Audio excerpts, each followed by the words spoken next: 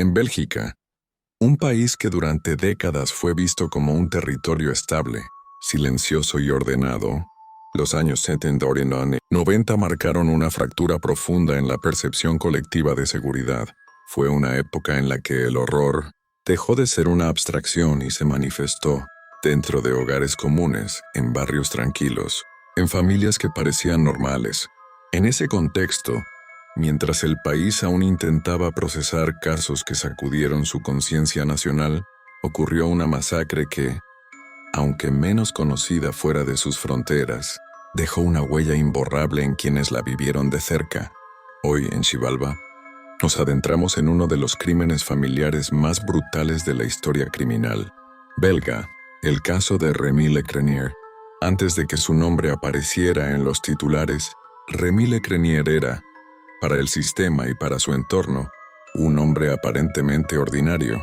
Nació y creció en Bélgica, en un país donde la vida cotidiana transcurre con una regularidad casi meticulosa, donde las comunidades pequeñas se conocen entre sí y donde los conflictos suelen permanecer ocultos tras fachadas de normalidad. No existen registros públicos extensos sobre su infancia, ni entrevistas detalladas que permitan reconstruir con precisión sus primeros años, algo común en muchos casos europeos donde la privacidad pesa más que el morbo mediático. Sin embargo, lo poco que se conoce indica que no provenía de un entorno marginal, extremo ni de una infancia marcada públicamente por la violencia. Y ese dato, lejos de tranquilizar, resulta inquietante. Durante su niñez y adolescencia, Lecrenier pasó desapercibido. No fue un joven que destacara por conductas criminales tempranas ni por una trayectoria delictiva prolongada desde la juventud. Este patrón es frecuente en los llamados homicidas familiares. Individuos que no construyen su violencia en las calles, sino en el ámbito privado, emocional, íntimo. A medida que crecía, Rémy Lecrenier se integró a la vida adulta como miles de hombres más, estableciendo relaciones buscando estabilidad, formando parte de una dinámica social aparentemente funcional. Fue en su vida sentimental donde comenzaron a gestarse las tensiones que, con el tiempo, desembocarían en una tragedia irreversible. Lecrenier mantenía una relación con Vinciane Tellier, una joven que formaba parte de una familia estrechamente unida. La relación, según reconstrucciones judiciales posteriores, atravesaba conflictos serios, celos, discusiones, control y una incapacidad emocional para aceptar rupturas o límites comenzaron a emerger. En la criminología, este tipo de perfil se asocia a lo que se denomina violencia posesiva, cuando el agresor percibe a su pareja no como un individuo autónomo, sino como una extensión de sí mismo.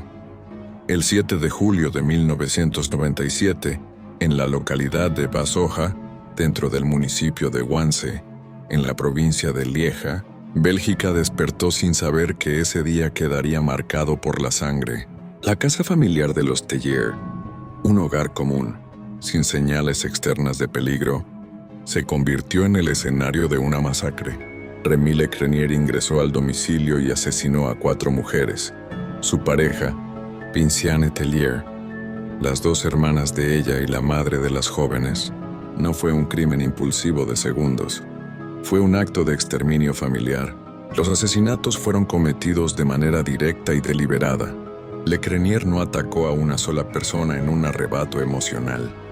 Fue eliminando, una por una, a todas las mujeres que representaban el núcleo afectivo de su pareja.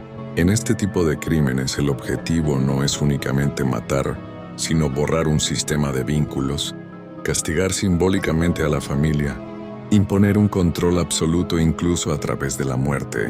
La violencia doméstica llevada a su máxima expresión. Las víctimas no fueron elegidas al azar. Cada una representaba un obstáculo, una voz, una presencia que, desde la percepción distorsionada del agresor, amenazaba su dominio emocional.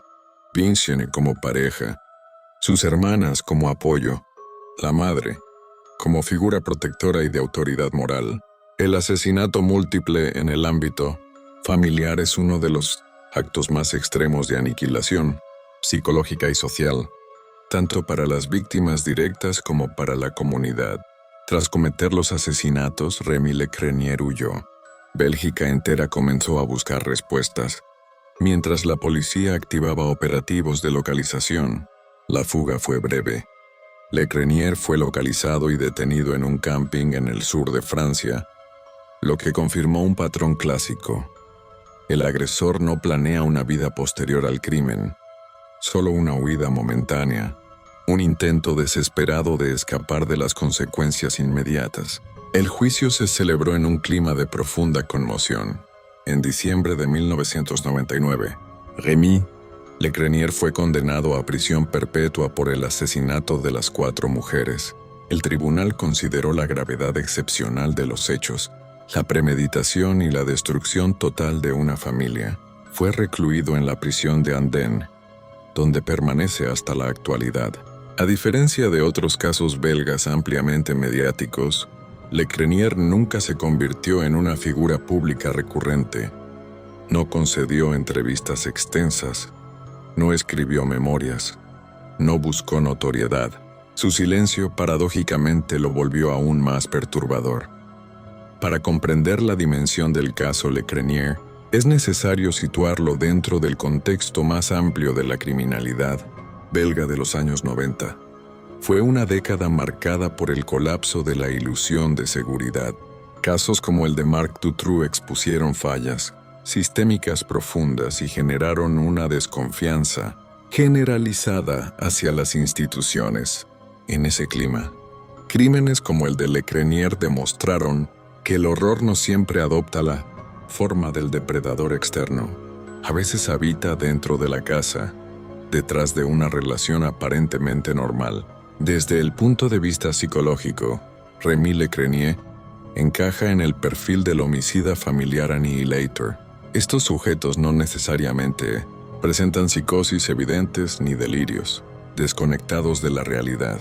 Su violencia surge de una combinación de frustración, narcisismo e incapacidad para gestionar el abandono y una visión distorsionada del amor como posesión.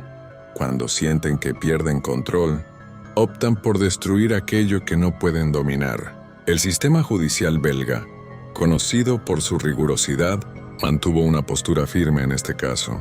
No hubo beneficios extraordinarios ni concesiones mediáticas. A lo largo de los años, Lecrenier ha solicitado revisiones de su situación, pero sigue cumpliendo su condena. La sociedad belga, por su parte, eligió no convertirlo en un símbolo, sino en una advertencia silenciosa de hasta dónde puede llegar la violencia íntima. Las 4 mujeres asesinadas ese día no fueron solo víctimas estadísticas. Eran hijas, hermanas, madre, parte de una red afectiva que fue arrancada de raíz. En criminología moderna, cada vez se insiste más en centrar la narrativa en las víctimas y no únicamente en el agresor, porque detrás de cada caso hay una ausencia que no se llena jamás. El caso Rémy Lecrenier nos obliga a mirar de frente una realidad incómoda. La violencia extrema no siempre avisa, no siempre grita, no siempre se manifiesta en conductas visibles. A veces crece en silencio, alimentada por el control, el resentimiento y la incapacidad emocional, hasta que estalla de la forma más irreversible.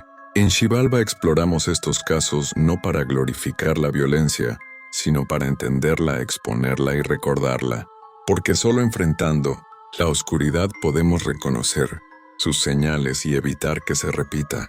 Si este contenido te aportó información, reflexión y conciencia, te invitamos a suscribirte al canal, compartir este video y formar parte de una comunidad que no aparta la mirada ante el horror, sino que lo analiza con respeto, memoria y responsabilidad. Aquí en Xibalba seguimos descendiendo a los abismos de la condición humana para que las víctimas no sean olvidadas y la verdad permanezca viva. Bienvenidos a Xibalba. Hoy les traigo la historia de un hombre que llevaba 2 vidas, un docente, apreciado durante el día y un depredador nocturno cuya Violencia y frialdad conmocionaron a Bélgica. Si creías conocer todos los rostros del mal, prepárate. Esta investigación recorre los orígenes, la biografía, la doble vida y los crímenes de Ronald Alan Jansen, un caso que expuso fallos de investigación, dejó preguntas abiertas y terminó con una sentencia ejemplar. Escucha con atención. Lo que sigue no es ficción, son hechos. Fechas y víctimas que merecen ser recordadas con respeto. Suscríbete a Xibalba si te interesa este tipo de investigaciones y activa la campana para no perderte nuestras entregas. Ronald Alain Jansen nació el 6 de febrero de 1971 en Bursum, en la provincia de Limburg, Bélgica, proveniente de una familia trabajadora. Su padre minero y su madre ama de casa. Jansen creció como el tercero de 4 hijos en un entorno modesto. Según los informes periodísticos y los expedientes consultados, desde pequeño mostró rasgos que con el tiempo serían interpretados como signos de retraimiento social. Burlas escolares por su problema de pronunciación, una ligera ceseo o ceseo y dificultades para integrarse en grupos de la escuela. Estos primeros datos no explican el futuro delictivo, pero sí dibujan la figura de un joven aislado que, con los años, construiría una vida de apariencias. Jansen se formó como profesor técnico. Impartía materias como dibujo técnico, informática y tecnología. Fue vecino conocido en su área, con apariencia de ciudadano corriente. Colegas y alumnos lo describían, en distintos momentos de la cobertura mediática, como un profesional que cumplía con su trabajo. Su matrimonio terminó en 2006, un evento personal que marcó un punto de inflexión. La separación dejó a Jansen solo y, según testimonios, más retraído, dejando aparecer conductas nocturnas que serían relevantes en la investigación posterior. La doble vida de un profesor de día y agresor de noche sería una de las notas más perturbadoras para la opinión pública belga. Tras su detención y confesiones, las autoridades describieron un patrón que combinaba oportunidad, control y violencia calculada. Jansen atacaba principalmente a mujeres jóvenes en situaciones en que podía aislarlas, paseos solitarios, desplazamientos nocturnos y, en el caso de parejas, actuó con frialdad y planificación. En algunos episodios hubo violencia física directa, en otros violencia armada. Además de homicidios, se le imputaron violaciones y agresiones sexuales en distintos episodios. Tras su detención en enero de 2010, Jansen llegó a insinuar que el número real de sus víctimas podría ser mayor que las consignadas oficialmente, lo que derivó en la revisión de varios expedientes sin que, finalmente, se lograran otras condenas firmes que ampliaran la lista de víctimas confirmadas. Annick van Uytzel, 2007. Contexto y desarrollo del crimen. La primera víctima confirmada por la justicia fue Annick van Uytzel, una joven de 18 años de Tiestes. El episodio ocurrió en la noche del 27 al 28 de abril de 2007. Annick regresaba en bicicleta a su domicilio cuando fue abordada por Jansen. La investigación estableció que fue amenazada con un arma blanca y forzada a subir a un vehículo o llevada a un lugar donde fue sometida. El informe judicial y las declaraciones posteriores del propio Jansen señalan que la atacó con un martillo y que ya malherida, la sometió a asfixia literal. Llegó a sumergir su cabeza bajo el agua para asegurarse de que no sobreviviera. El cuerpo de Annick fue descartado en el Albercanal y se le añadieron piedras para dificultar su hallazgo. Su cadáver fue encontrado el 3 de mayo de 2007. La policía desplegó entonces una amplia búsqueda. 70 agentes, 200 voluntarios y helicópteros sobrevolando la zona. A pesar del enorme operativo, las pistas que hubieran podido identificar a Jansen quedaron sin concretarse por deficiencias en el procedimiento. y en la correlación de evidencias, en aquel momento, el caso reabrió años después dudas sobre cómo se gestionaron las investigaciones de desapariciones y homicidios en Bélgica, evidencia, errores de investigación y cómo se le pasó por alto. Durante la investigación del caso de Annick, los informes posteriores señalaron que hubo indicios que no fueron correctamente seguidos. Una terminal telefónica activada en la zona y señales de radio que podían haber acotado el perímetro de búsqueda. Además, se cita que entre miles de entrevistas a hombres de la zona no se obtuvo una conexión decisiva con Janssen. Algunas pruebas como muestras biológicas o elementos relacionados con bicicletas o vehículos no fueron integradas con eficacia en su momento. Estos fallos permitieron que Janssen siguiera su vida normal otros años sin ser detectado. Cuando el caso se revisó tras su confesión en 2010, se reconoció que hubo oportunidades perdidas para capturarlo con anterioridad. Shanna Appeltans y Kevin Paulus. 1 de enero de 2010. El doble asesinato. El episodio que provocó su arresto definitivo fue la muerte de una pareja joven, Shanna Appeltans, de 18 años, y su novio Kevin Paulus, de 22.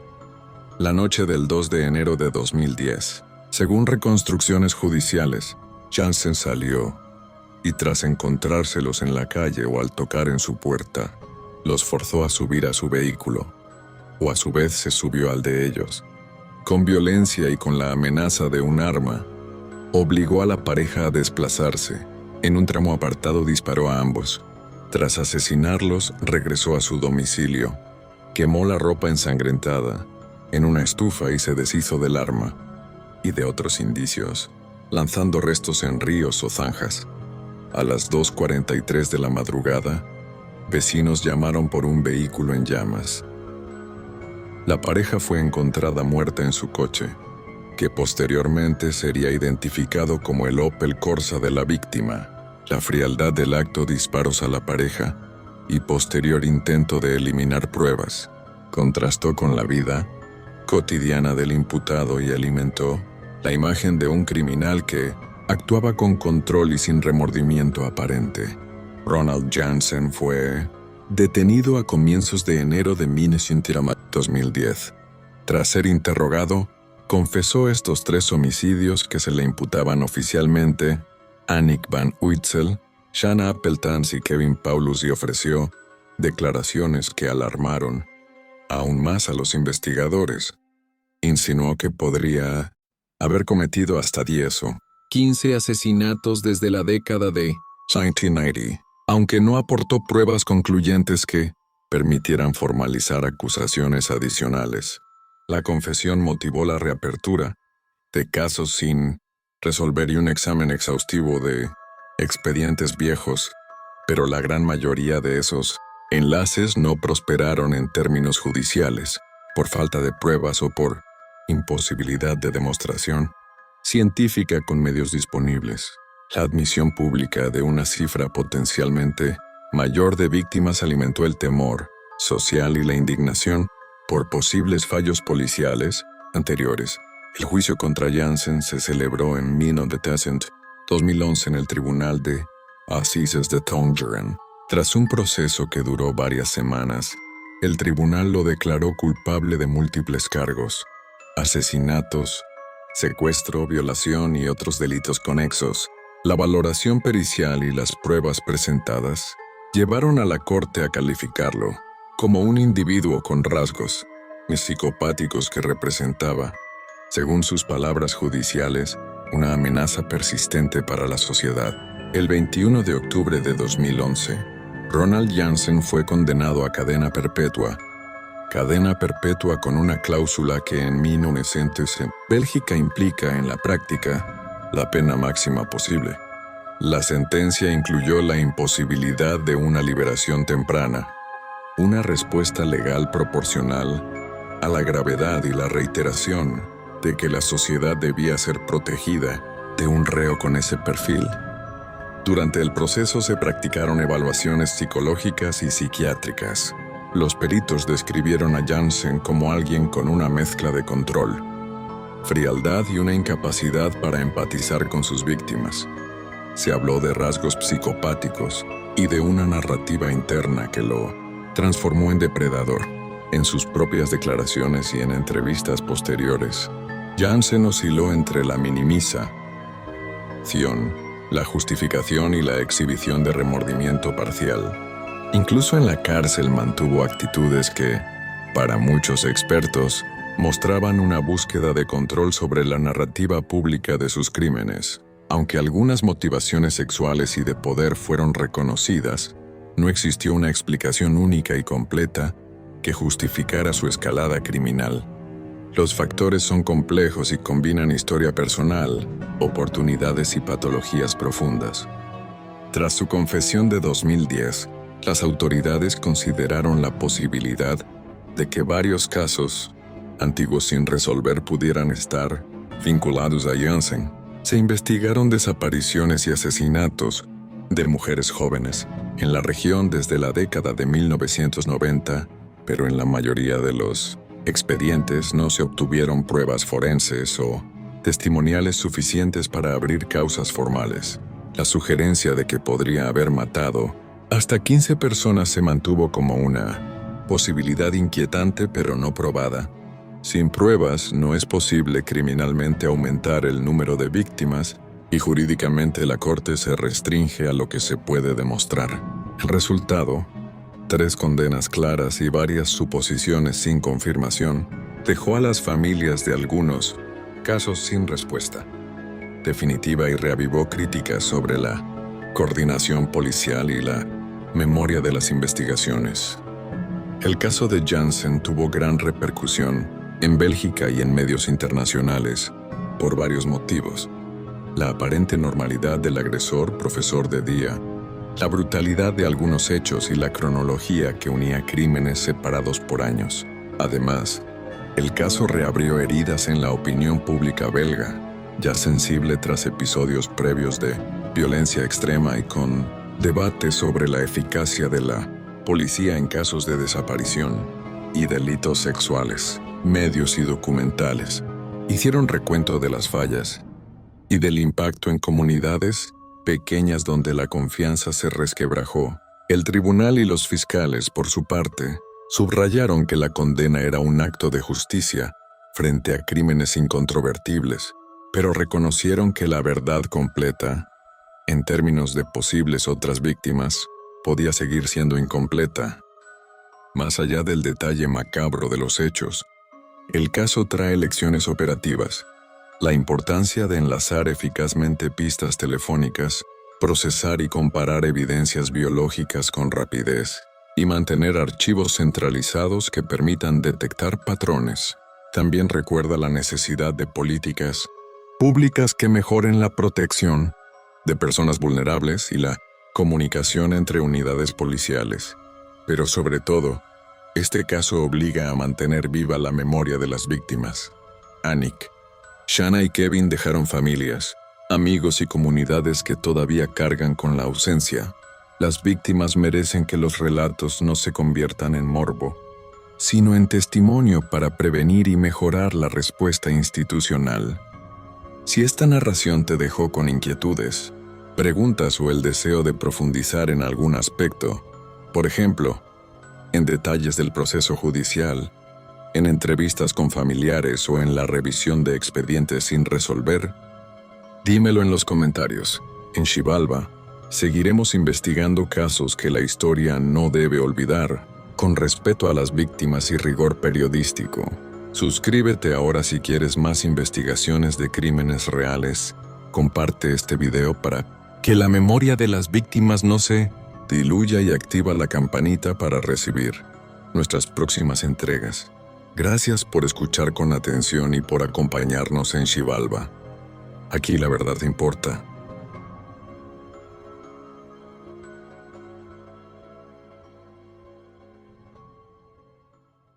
Bienvenidos a Xibalba.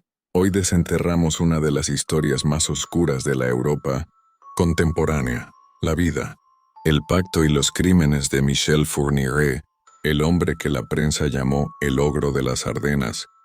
Esta investigación es exhaustiva, basada en documentos judiciales y reportes periodísticos. Acompáñenme. Iremos desde sus orígenes y su infancia, pasando por la evolución de su conducta y su relación con la cómplice que lo convirtió en una pareja homicida, hasta el relato, con respeto a las víctimas de cada caso conocido. Preparen sus notas, este es un recorrido largo y preciso, pensado para un video de voz en off que atrape y explique, minuto a minuto, por qué este expediente conmocionó a Francia y Bélgica. Michel Paul Fourniret nació el 4 de abril de 1942 en Sedan, en las Ardenas, una región del noreste de Francia marcada por una historia industrial y por la proximidad a la frontera con Bélgica. Su biografía temprana es la de un hombre que pasó por el sistema penal desde joven. En su juventud registró antecedentes por robos y agresiones que derivaron en internamientos y penas menores. Estas primeras sanciones e internamientos, junto con una personalidad descrita por quienes lo conocieron como controladora y manipuladora, constituyeron la base sobre la que se desarrollaría su conducta criminal más grave años después. En los informes periodísticos y las crónicas judiciales describen a Fourniret como un individuo con dificultades en la socialización y con antecedentes de conducta delictiva desde la adolescencia. Existen testimonios que indican problemas familiares y un historial de delincuencia juvenil, combinados con un perfil narcisista y una sexualidad desviada que, con el tiempo, se volvió cada vez más peligrosa. Es importante subrayar que, aunque ciertos factores biográficos, como el entorno o la delincuencia juvenil, pueden ayudar a entender la trayectoria, no justifican ni explican completamente la elección deliberada de hacer daño a otras personas. Un punto decisivo en la historia de Fourniret fue su correspondencia con Monique Pierrette Olivier, quien se convertiría en su esposa y cómplice. Según registros y confesiones, Fourniret colocó anuncios y cartas por correspondencia en los que expresaba fantasías sexuales violentas. Olivier respondió y, con el tiempo, formuló lo que los investigadores llamaron un pacto criminal. Tras su libertad en 1987, Fourniret y Olivier iniciaron una relación que rápidamente se transformó en una alianza operativa. Olivier ayudaba a identificar y atraer a víctimas, y Fourniret cometía los ataques. En el proceso, se combinó la manipulación psicológica, la planificación meticulosa y la capacidad de pasar desapercibido, lo que permitió a la pareja actuar durante años sin ser detectada. La pareja empleaba una técnica recurrente: localizar a mujeres o niñas, a veces en la calle, a veces a través de encuentros ocasionales, y aprovechar excusas, pedir direcciones, ofrecer ayuda, fingir un problema en el coche, para que la víctima accediera a subirse a un vehículo. Olivier a menudo desempeñaba el papel de cebo. Se acercaba, ganaba la confianza y facilitaba el acceso de Fourniret. En al menos varios casos, las jóvenes eran sedadas o dominadas y luego trasladadas a lugares apartados o a la vivienda de la pareja, donde Fourniret perpetraba la agresión y la muerte. Las edades de las víctimas variaban. Muchas eran adolescentes e incluso niñas. La pareja combinó planificación y improvisación. Aprovechaban la movilidad, viajaban entre regiones y a veces cruzaban la frontera con Bélgica, y la discreción para intentar borrar rastros. Antes de los crímenes más notorios, Fourniret conoció el sistema judicial por delitos menos graves. Tras su liberación en 1987, comenzó la etapa criminal más sangrienta. La combinación de condenas pasadas, movilidad geográfica y la complicidad de Olivier permitió que la serie de atentados se prolongara a lo largo de los años, finales de la década de 1980 y la de 1990. Aunque en ocasiones la policía siguió pistas y hubo sospechosos erróneos que desviaron investigaciones, la captura definitiva no ocurrió hasta 2003, cuando una víctima logró escapar. El 26 de junio de 2003, Fourniret fue detenido en Sarre-Custine, Bélgica, tras el intento fallido de secuestro de una niña de 13 años que logró escapar y alertar a la policía. Este hecho fue el desencadenante que llevó a una investigación más profunda. Olivier acabó colaborando con los investigadores y, en 2004, Fourniret confesó el asesinato de varias personas. Durante el juicio de 2008 fue condenado a cadena perpetua. Olivier también recibió una pena de prisión por complicidad. En años posteriores, Fourniret amplió sus confesiones. En 2018 y 2020, admitió haber participado en asesinatos adicionales, incluyendo casos que durante décadas permanecieron sin resolver.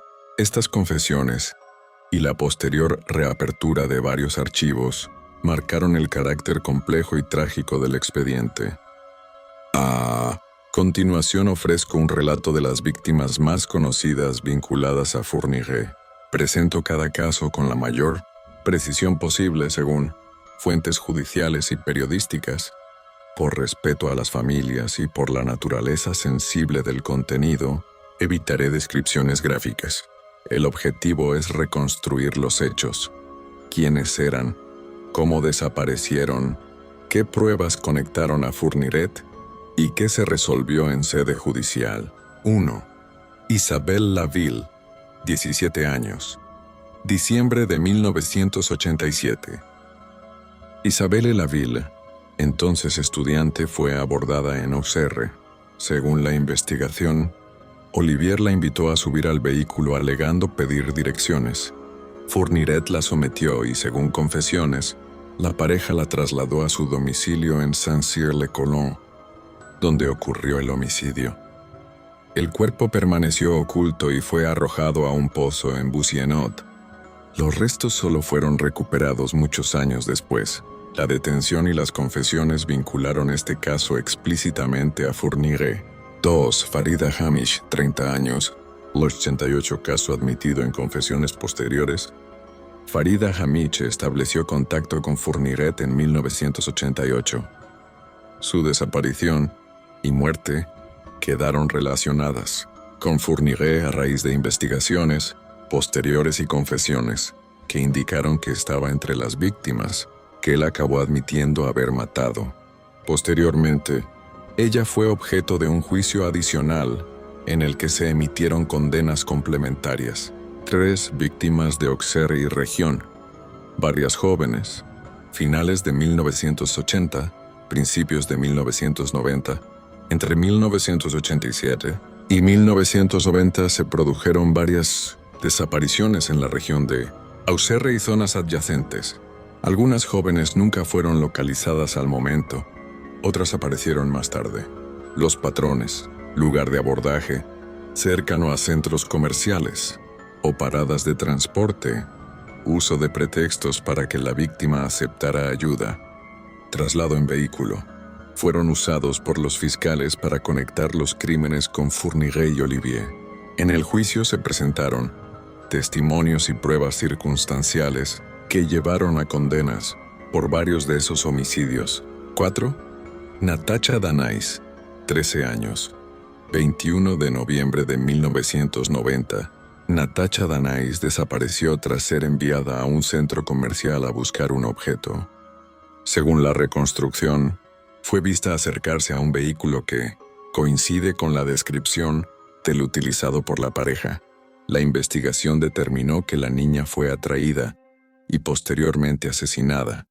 El caso fue uno de los que alimentó la sospecha sobre la actividad de Fourniret y su cómplice. Los procedimientos posteriores consideraron la posibilidad de que terceros hubieran sido inicialmente investigados erróneamente, lo que complicó la resolución del caso por años. 5. Joanna Parish, 20 años. Estudiante británica.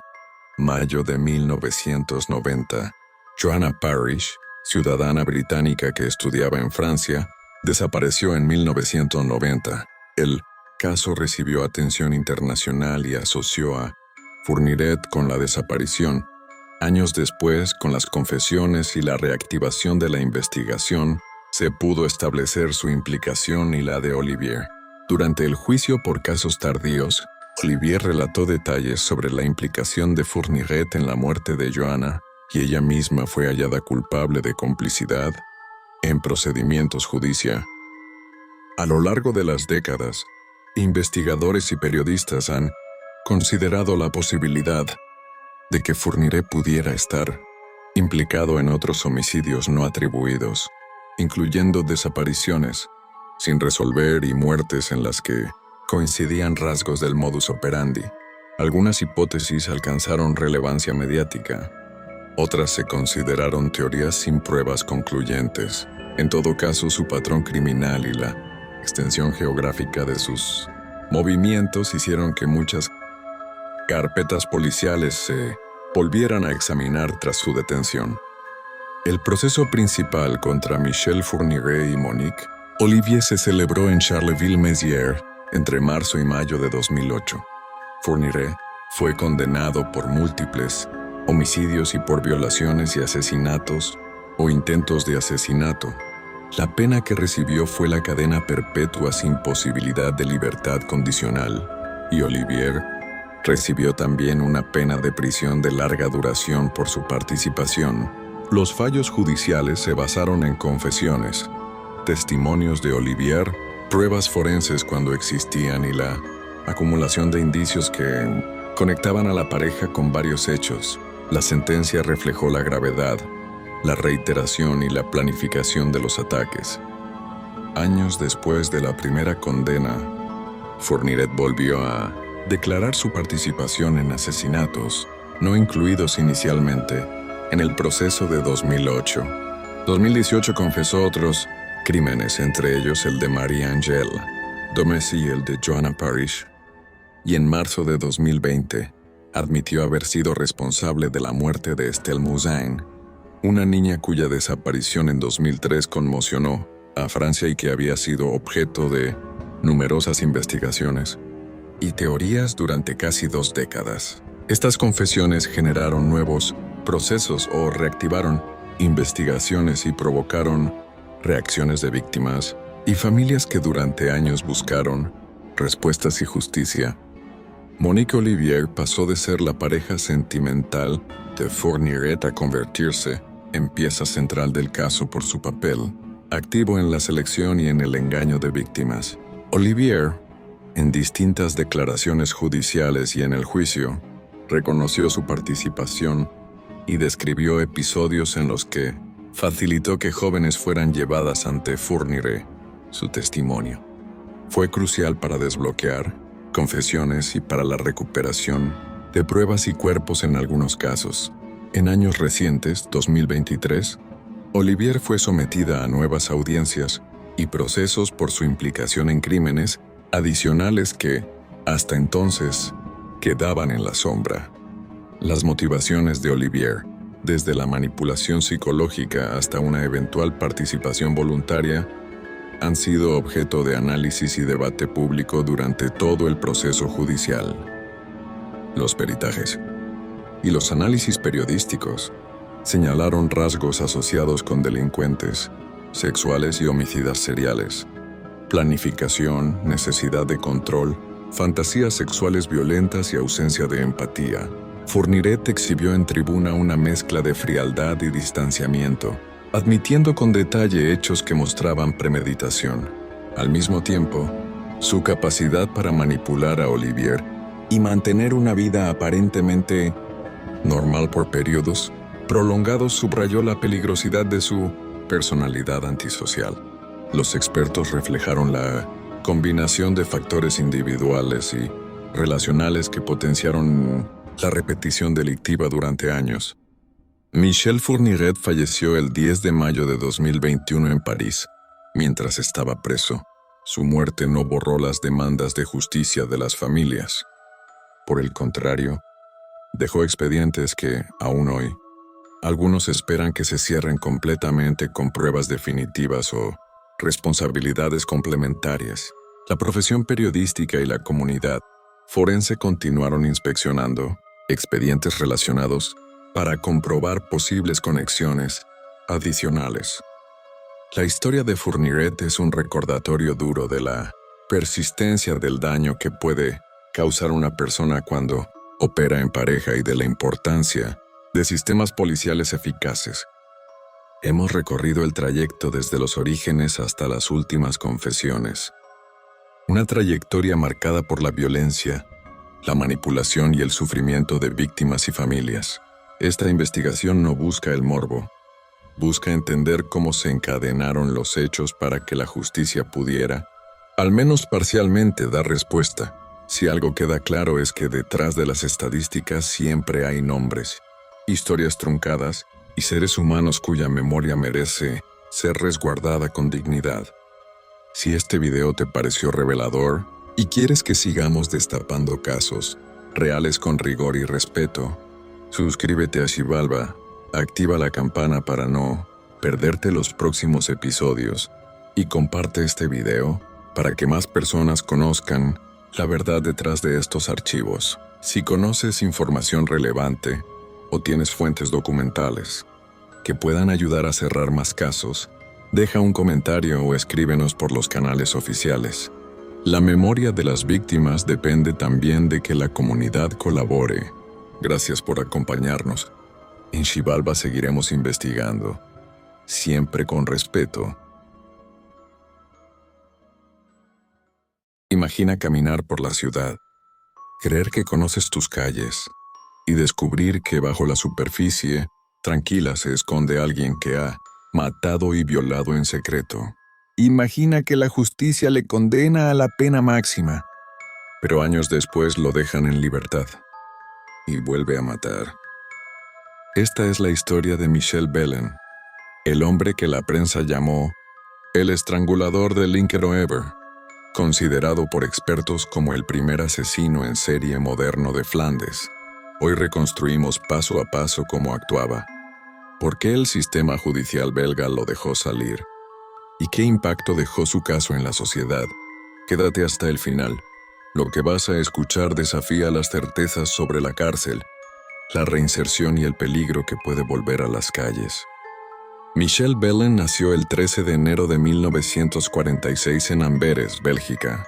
Su vida temprana fue descrita por algunas fuentes como problemática. Conflictos familiares, conducta antisocial y detenciones menores que, con el tiempo, se combinaron con una escalada de violencia sexual.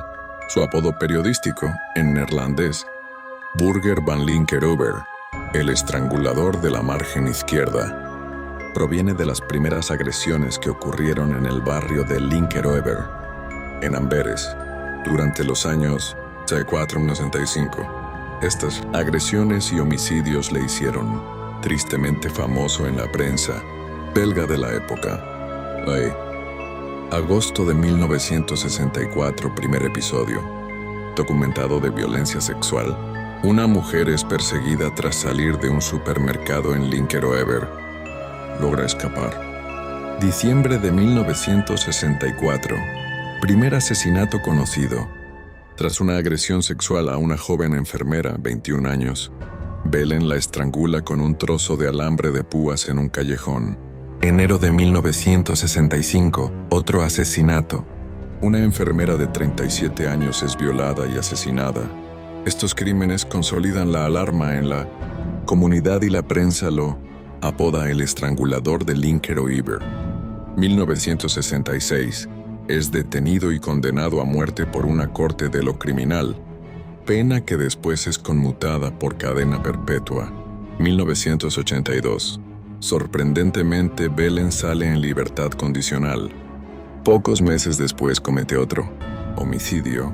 Una estudiante es asesinada en su habitación en la ciudad de Lovaina, Leuven. Tras ese hecho es detenido y vuelto a encarcelar. En marzo de 1984, hay nueva condena por el asesinato cometido tras su puesta en libertad. 1989-1994. Mientras estaba encarcelado, mantiene correspondencia con el artista Danny DeVos. Esa relación dio lugar a proyectos artísticos y performances que generaron controversia. 10 de junio de 2020. Muere en una institución psiquiátrica en Beerbeek. a los 74 años por insuficiencia cardíaca. Estos puntos forman la espina dorsal del caso y explican por qué el asunto sigue en el debate público belga. La conmutación de la pena, la liberación anticipada y la reincidencia. Las víctimas identificadas estaban, en su mayoría, dentro de un patrón que Belén parecía preferir: mujeres jóvenes o de mediana edad, en situaciones de vulnerabilidad, paseando a solas o en sus desplazamientos cotidianos. Entre las víctimas hay 2 enfermeras y una estudiante, lo que sugiere que Belén atacaba a mujeres que coincidían con ciertas rutinas diarias y que en algunos casos eran accesibles por caminos secundarios o callejones cercanos a su lugar de residencia o zonas que conocía. El elemento de violencia sexual es recurrente en los crímenes, y el uso de la fuerza física para inmovilizar y estrangular muestra una dinámica de control directo y personal por parte del agresor. Ese perfil, agresión sexual, seguida de homicidio por estrangulamiento, en entornos relativamente aislados, es el que hizo que la prensa y la opinión pública percibieran el fenómeno como uno de asesino en serie, antes incluso de que existiera un vocabulario técnico ampliamente usado en Flandes para describir este tipo de criminalidad. A partir de las descripciones de los hechos, testimonios y sentencias judiciales, se pueden identificar rasgos concretos en el modus operandi de Belén. 1. Selección de víctimas. Elegía mujeres solas en espacios urbanos, supermercados, calles, accesos residenciales y, en el caso de la estudiante, el interior de una vivienda compartida o bloque de pisos. Esto le permitía aprovechar la aparente normalidad del entorno para acercarse sin levantar sospechas. 2. Ataque sorpresivo y violencia sexual. En varias ocasiones hubo agresión sexual previa o simultánea al homicidio. La violencia sexual no era un episodio aislado, sino parte integral del crimen. 3. Método de muerte. Estrangulamiento con instrumentos improvisados. Se documenta el uso de un trozo de alambre de púas en al menos uno de los asesinatos, lo que indica una violencia deliberada y un instrumento capaz de marcar el cuerpo. El estrangulamiento apunta a un patrón de control extremo, privación gradual de la vida a través de la asfixia, más íntimo y prolongado que otros métodos. 4. Escenarios discretos. Los crímenes se consumaron en callejones y, en el caso posterior, en una habitación estudiantil. El atacante buscaba lugares donde el contacto físico extremo no fuera detectado de inmediato. 5. Falta de una firma simbólica, más allá de la violencia sexual. No hay registros consistentes de dejar objetos rituales o de manipular de forma singular la escena más allá del acto homicida. Su rasgo más identificable fue la violencia sexual y la técnica del estrangulamiento, con materiales a mano. Las investigaciones de los años 60 y 80 sangraban por limitaciones técnicas que hoy consideraríamos básicas: ausencia de bases de datos centralizadas, pruebas forenses menos desarrolladas y protocolos de perfilación criminal incipientes. Aún así, tras los primeros asesinatos se llevó a cabo trabajo policial que acabó por detener a Belén y llevarle a juicio en Cese, donde fue condenado a muerte, pena que en la práctica, y por circunstancias legales y políticas, se conmutó a cadena perpetua. El caso volvió a abrirse con fuerza en 1982, cuando Belén, ya liberado en libertad condicional, fue el principal sospechoso tras la muerte de la estudiante en Lovaina. Las autoridades pudieron conectar elementos del crimen con su historial, lo que derivó en una nueva detención, proceso y condena. Ese episodio reavivó la indignación pública. ¿Cómo pudo un condenado por homicidios y violaciones obtener la libertad condicional? ¿Hubo fallo en la evaluación del riesgo? Estas preguntas alimentaron el debate sobre políticas penitenciarias en Bélgica. En 1966, la gravedad de los hechos llevó a un veredicto de pena capital. La prensa y la sociedad demandaban la máxima sanción, pero la sentencia fue conmutada a cadena perpetua. La conmutación no fue un hecho único en la jurisprudencia belga de la época. La tendencia gradual europea hacia la reducción de penas capitales y el uso creciente de la reclusión a cadena perpetua como alternativa influyeron en el resultado.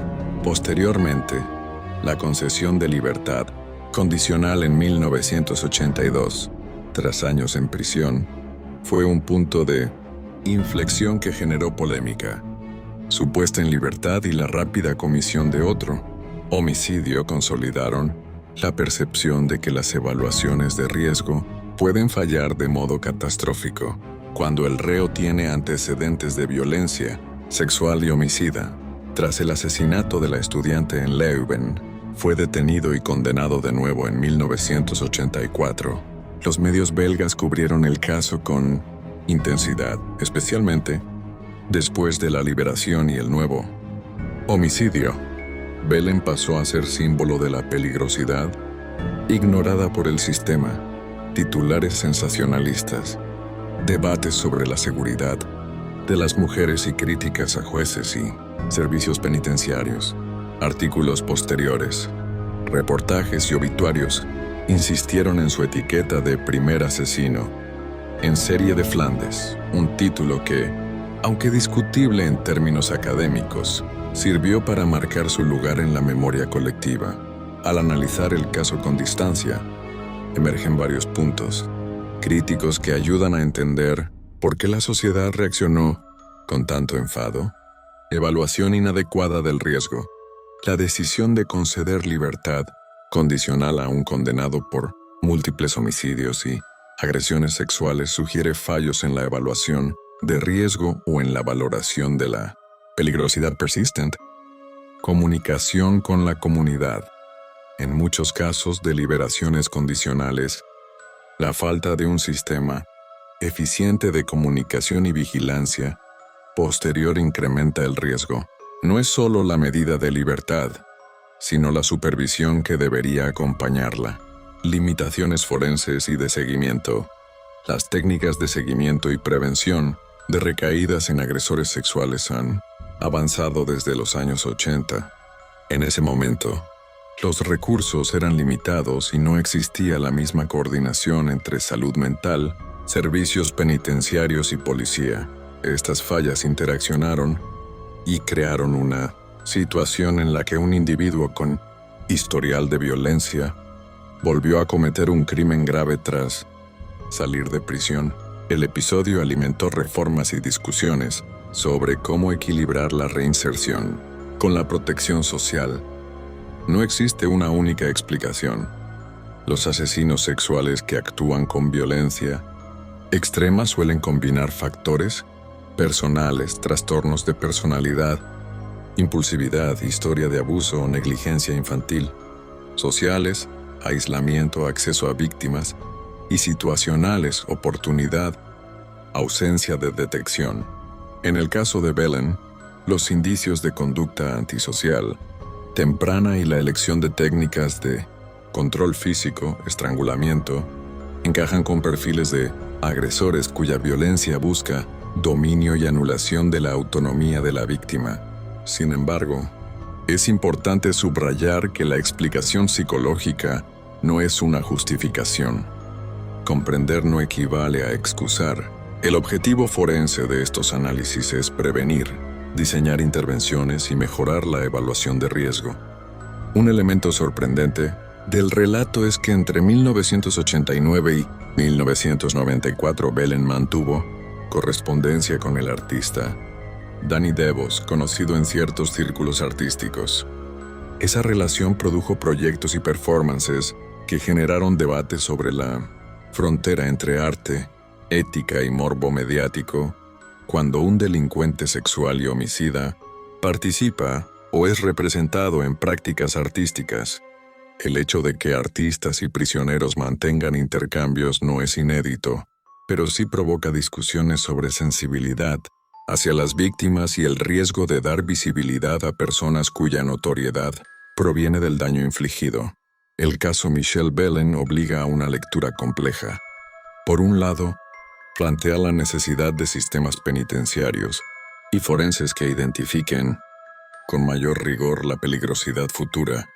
Por otro, reclama políticas sociales que reduzcan la probabilidad de recaída, tratamiento psicológico sostenido, vigilancia efectiva y protocolos de comunicación con la comunidad. Además, subraya una demanda social legítima: la protección de grupos vulnerables, mujeres en espacios públicos y la transparencia en decisiones que afectan la seguridad ciudadana. 1. Recordatorio de límites humanos. Ni la pena ni la medicina legal son infalibles. La conmutación y la libertad condicional pueden producir errores graves si las evaluaciones y medidas de supervisión fallan. 2. Necesidad de políticas integradas. Coordinación entre salud mental, justicia y fuerzas policiales es imprescindible para casos de alta peligrosidad. 3. Memoria de las víctimas. Más allá del monstruo mediático, el centro debe ser siempre el recuerdo y la dignidad de quienes sufrieron violencia. Los debates sobre libertad, reinserción y seguridad deben incorporar la voz de las víctimas y sus familias. El caso de Michelle Belen no es solo la historia de un asesino, es la historia de un sistema que en determinado momento fracasó en la valoración del riesgo y de una sociedad que tuvo que aprender, a un costo humano elevado, lecciones que todavía nos conciernen. Si este relato te sorprendió, si te hizo pensar en la seguridad y en la justicia, suscríbete a El Xibalbá de Cyril para no perderte investigaciones documentadas como esta. Dale me gusta, comparte con quien creas que debe conocer este caso y escribe en los comentarios qué aspecto te gustaría que profundizáramos. El proceso judicial, la psicología del agresor o la reforma penitenciaria en Bélgica.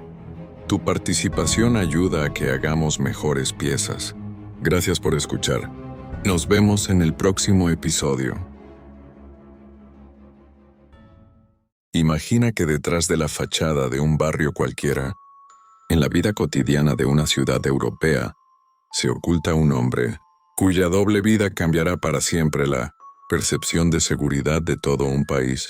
Imagina ahora que, años antes, ese hombre ya había sido encarcelado por delitos graves, que fue dejado en libertad antes de tiempo y que, tras su liberación, el Estado y las fuerzas del orden no detectaron o no actuaron con la rapidez suficiente frente a señales que habrían podido detener una tragedia mayor. Este no es un relato de ficción, es la historia de Marc Dutroux, el caso que conmocionó a Bélgica a mediados de los años 90 y que provocó una de las mayores crisis de confianza pública en las instituciones del país. Secuestros, desapariciones, fallas policiales y una sociedad que salió a la calle para exigir respuestas. Todo confluyó en un episodio que aún hoy se estudia como ejemplo de error institucional y como advertencia sobre el precio de la negligencia. En este video vamos a reconstruir paso a paso lo que ocurrió. ¿Quién fue Marc Dutroux? ¿Cuál fue su historial? ¿Cómo ocurrieron los secuestros y las muertes? ¿Quiénes estuvieron involucrados? ¿Por qué la investigación genera tantas preguntas? ¿Y qué cambió en Bélgica después de aquel verano de 1996? Te advierto, abordaremos hechos atroces, pero sin caer en la pornografía del horror. Si quieres entender la verdad detrás del escándalo y por qué marcó una época, quédate hasta el final. Y si te interesa el contenido de investigación de crímenes reales, suscríbete al canal para no perderte los próximos episodios. Marc-Paul Alain Dutroux nació el 6 de noviembre de 1956 en Ixelles, Bruselas. Desde joven mostró conductas delictivas que lo llevaron, ya en los años 80, a ser investigado y condenado por delitos sexuales y de secuestro. En 1989, fue condenado por el secuestro y la agresión de varias niñas. Sin embargo, a comienzos de los 90 fue puesto en libertad anticipada tras un régimen que hoy muchos consideran demasiado laxo.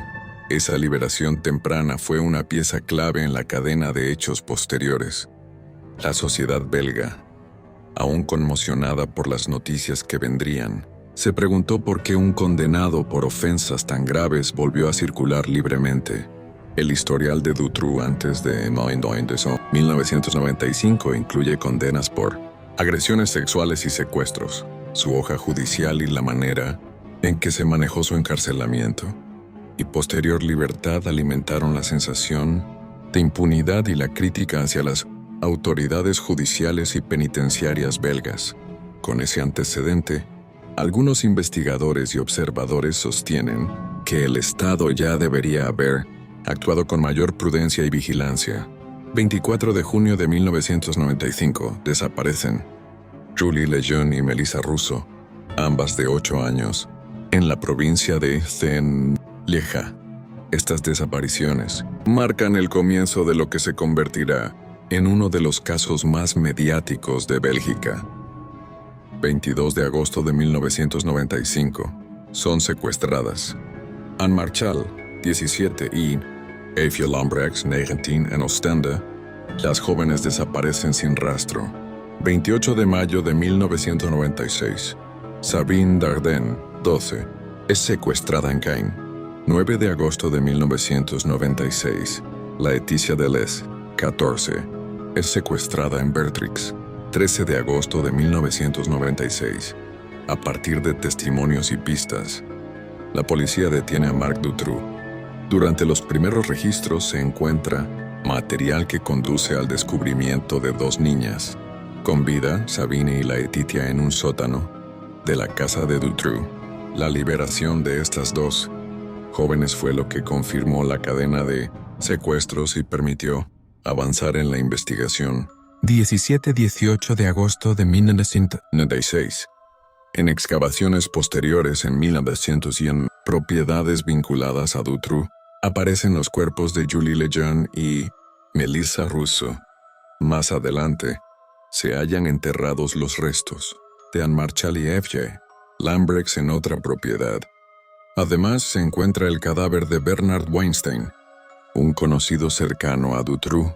Las niñas encontradas sin vida habían fallecido tiempo atrás. Las circunstancias exactas de sus muertes y el papel de los distintos implicados serán objeto de largo debate en el juicio y en la opinión pública. Esta secuencia de detenciones y hallazgos provocó una onda de indignación masiva en Bélgica. Se habían dado señales, se habían escuchado advertencias y aún así, las acciones policiales y judiciales parecían haber sido insuficientes o descoordinadas. El público reaccionó con protestas enormes que exigían responsabilidades y reformas. En términos generales, las investigaciones concluyeron que Dutroux actuó en un patrón de secuestro y confinamiento de víctimas jóvenes. Contaba con propiedades y espacios cerrados donde retener a las víctimas. La investigación pública y judicial reconoció la participación de varias personas cercanas a Dutroux, entre ellas su esposa Michelle Martin, y otros implicados como Michel Lelièvre y, en la investigación preliminar, el empresario Michel Nihoul. Algunos de estos nombres fueron condenados por colaboración. Otros fueron objeto de controversia por la insuficiencia de pruebas o por la manera en que la investigación fue conducida. Una de las lecciones más duras del caso fue la serie de fallas administrativas y operativas que salieron a la luz. Hubo denuncias de mala coordinación entre distintos cuerpos policiales regionales, retrasos en la toma de decisiones, pérdidas de pistas relevantes y un manejo cuestionable de informaciones procedentes de testigos y de gente cercana a Dutroux, incluyendo alegatos y pistas que en su momento no fueron suficientemente seguidas. La acumulación de estas deficiencias provocó una crisis de legitimidad. La ciudadanía se preguntó si se había hecho todo lo posible para proteger a las víctimas. El White March, la Marcha Blanca, de octubre de 1996, en la que cientos de miles de ciudadanos belgas salieron a la calle, es el símbolo de esa protesta masiva y del rechazo social a las instituciones que, según muchos, habían fallado en proteger a los más vulnerables. La movilización exigía reformas profundas en la administración, la policía y la justicia. El proceso judicial de gran magnitud contra Dutroux comenzó en marzo de 2004 y se prolongó durante meses, con una gran cantidad de testimonios y pruebas.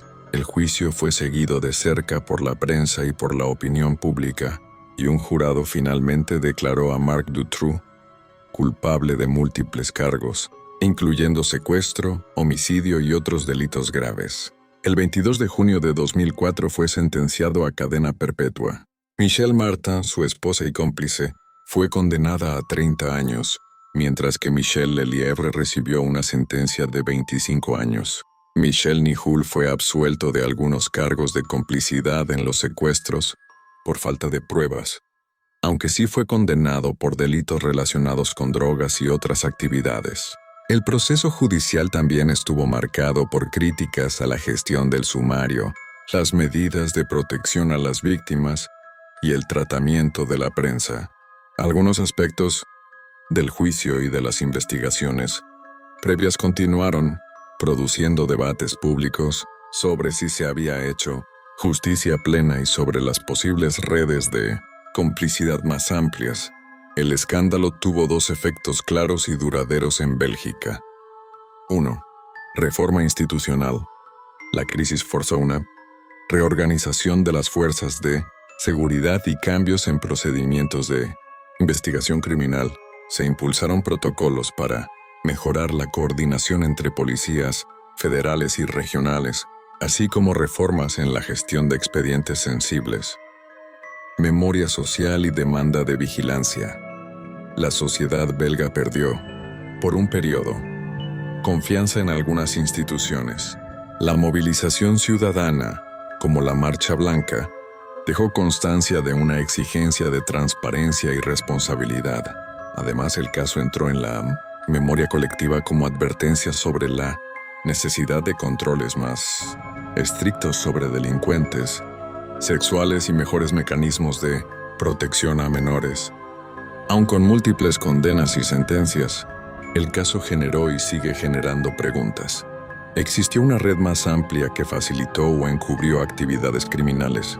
¿Hubo filtraciones o negligencias que pudieron ser evitadas? ¿Se agotaron todas las vías de investigación en torno a nombres que circularon en la prensa y en el proceso? Varios observadores y académicos han señalado que, más allá de las condenas individuales, la falta de claridad en ciertos tramos del proceso deja interrogantes sobre complicidades y sobre el alcance real de las investigaciones.